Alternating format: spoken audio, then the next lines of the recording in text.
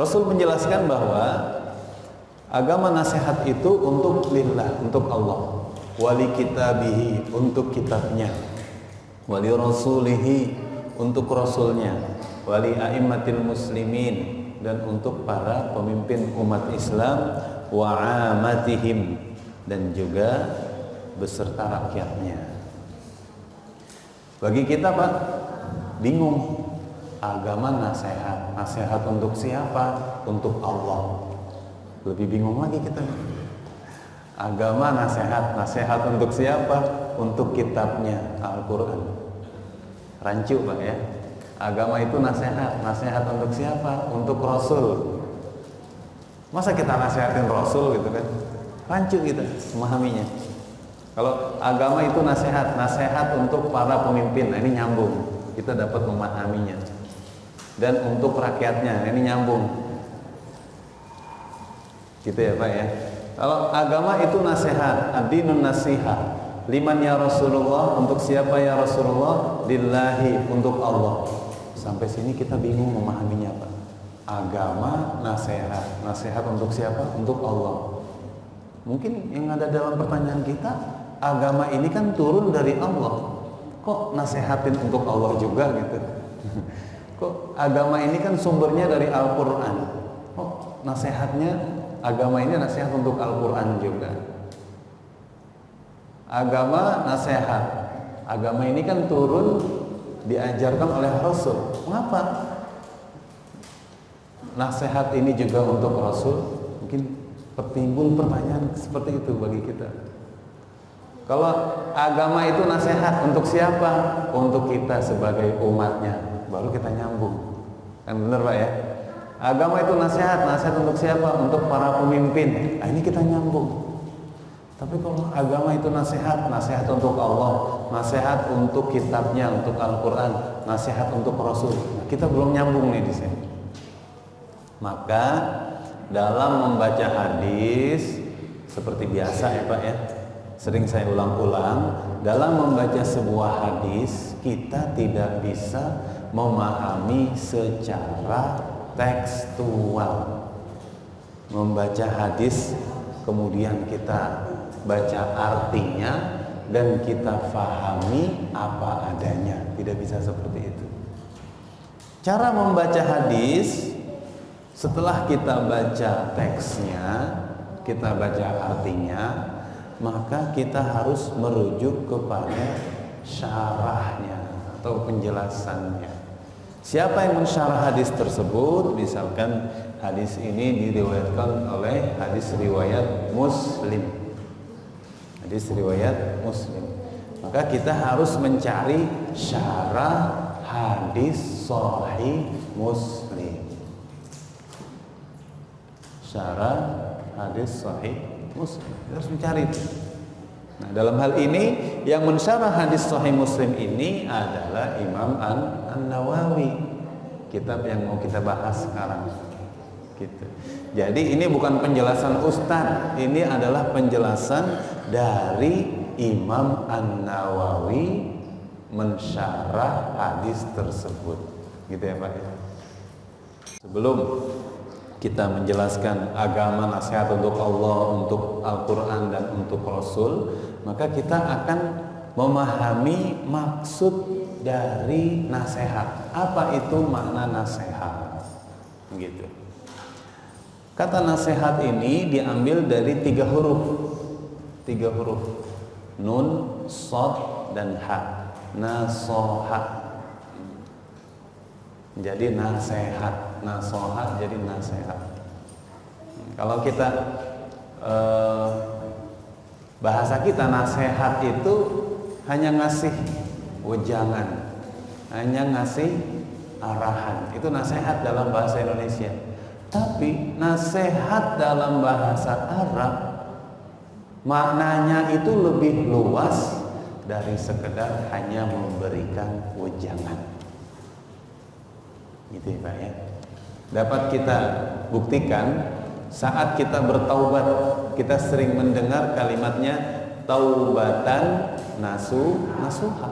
Nasuha itu dari kalimat nun shad ha, nasoha. jadi nasihat, taubatan nasuha. Apa arti taubatan nasuha? Bukan taubat nasihat, bukan, tapi taubat dengan ikhlas, murni, bersih, tidak ada tujuan yang lainnya, hanya menginginkan kebaikan. Yuridu bihil khair. Jadi taubatan nasuha artinya taubat yang tujuannya hanya menginginkan kebaikan. Nah, itu nasihat artinya. Ya. Dalam bahasa Arab kalimat nasihat juga artinya adalah seperti orang itu sedang memurnikan madu. Nasahar rajulun al-asla. Seseorang sedang memurnikan madu. Jadi ada madu yang murni, dimurnikan lagi. Murni maksudnya nggak mau dia campur. Nah ini kalimatnya nasoha, memurnikan. Tuh, akar kata nasihat itu artinya memurnikan. Ada juga nasoha rajulun thawbahu, seseorang sedang memperbaiki bajunya.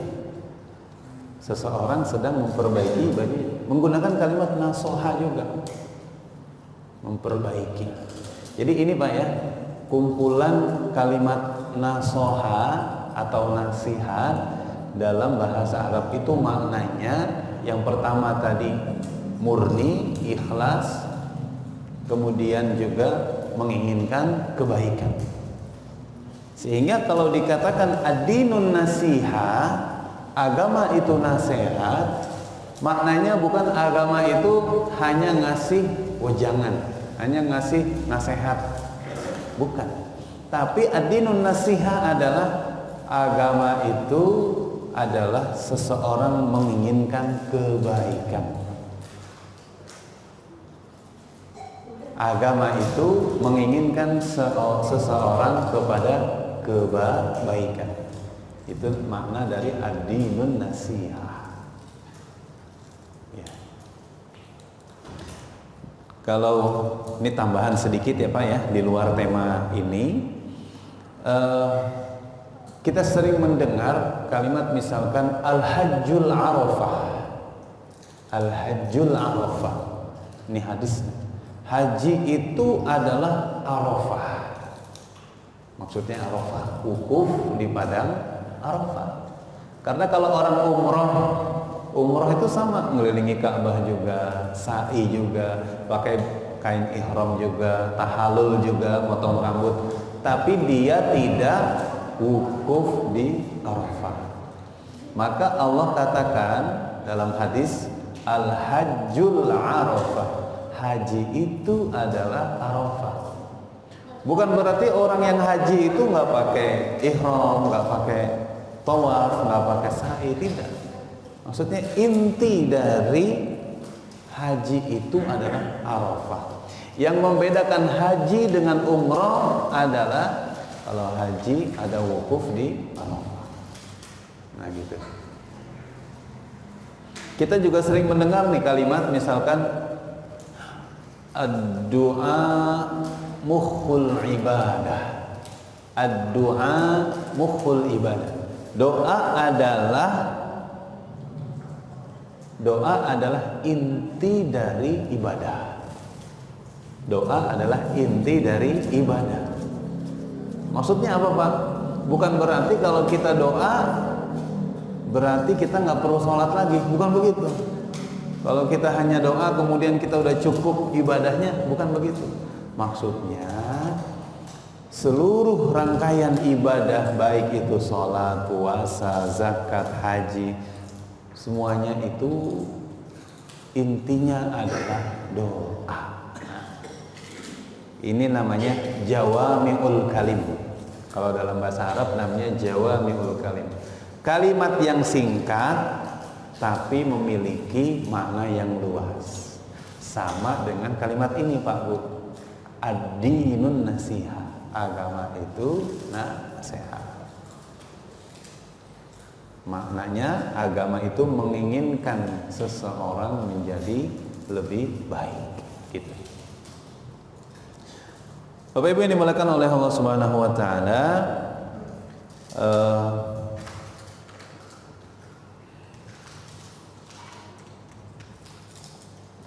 ad-din, kalimat din adalah agama. Kalimat din adalah agama, ya. Bukan yang lainnya. Kemudian di dalam ayat surat Al-Fatihah, Maliki Yaumiddin, ya, menggunakan kalimat din juga, ya Pak ya. Tapi artinya adalah pemilik hari pembalasan. Din di situ hari pembalasan.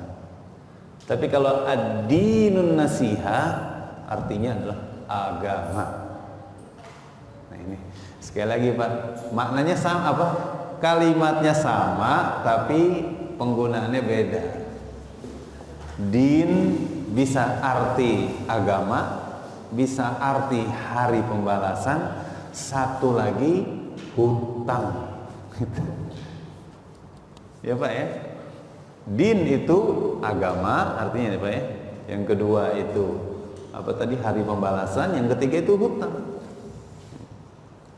Itulah bahasa Arab, satu kata memiliki banyak makna. Hebat bahasa Arab itu. Seperti tadi nasihat. Nasihat kalau di Indonesia hanya ngasih wejangan aja, tapi kalau nasihat dalam bahasa Arab maknanya sangat luas. Ya, sebagaimana tadi saya jelasin tadi Pak. Ya Pak ya. Maka ada seorang ulama di Malaysia yang bernama Naqib Al-Attas. Beliau mengambil persamaan kalimat din ya Pak ya, agama itu dari makna ad-dain, hutang. Bahwa manusia ini berhutang kepada Sang Pencipta, pada Allah Subhanahu wa taala. Din. Hutang yang tidak mungkin dapat kita bayar. Sehingga nanti kalau ada korelasi dengan hadis ini, kita ini berhutang dengan Allah, kita ini berhutang dengan Al-Quran, kita ini berhutang dengan Rasul. Maksudnya adalah kita ini harus memberikan apa yang kita punya untuk Allah, untuk membayar hutang kita. Kepada kitab memberikan yang terbaik untuk menjalankan kitab Allah. Kepada Rasul mengeluarkan yang terbaik, melakukan yang terbaik untuk mentaati Rasul. Nah, ini konsep ad-din yang maknanya hutang dari seorang ulama yang bernama Naqib Al-Attas. Nanti orang-orang yang menjalankan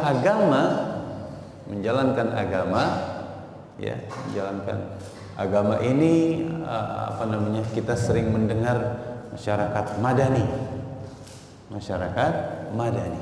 Masyarakat yang sudah menjalankan atau sadar menjalankan agama, namanya masyarakat madani. Nama tempatnya nanti namanya Madinah. Nah, gitu ya. Namanya Madinah. Tempat di mana orang-orang itu sudah sadar menjalankan perintah agama, Madinah. Nah, kemudian dia akan menjadi sebuah peradaban, nanti namanya tamaddun al-Islam, peradaban Islam.